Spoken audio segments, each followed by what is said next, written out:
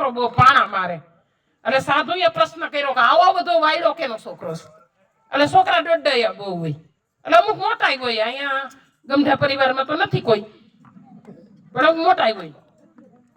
છોકરા દોડ્યા બહુ હોય. બાપુ ઈ ફલાણા ભાઈ નો દીકરો છે, મોર છોકરા ને વાહે સાધુ કે મારે પેલા એના દાદીમાને જોવા છે, કેવો સંસ્કાર છે. દાદીમાં રસોડા ઘરમાં ઓફિસમાં બેઠા બેઠા ગોયદડું કરે, પણ મોઢે અમિતાભ બચ્ચન નું ગીત ગાયું, जिसकी बीबी छोटी उसका भी बड़ा नाम है. સાધુએ સીતારામ નો કર્યા અને મોઠીઓ વારી ગાય. 80 વર્ષની ડોસી હિન્દી પિક્ચર નું ગીત ગાય તો આનો છોકરો પાણા મારે. એની મમ્મી ક્યાં છે? એ કે રસોડામાં.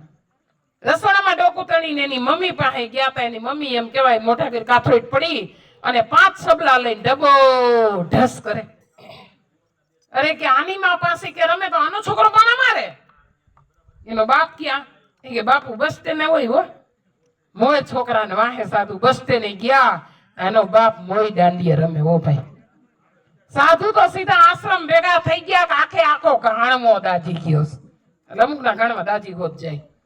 બોલીએ કૃષ્ણ કનૈયા.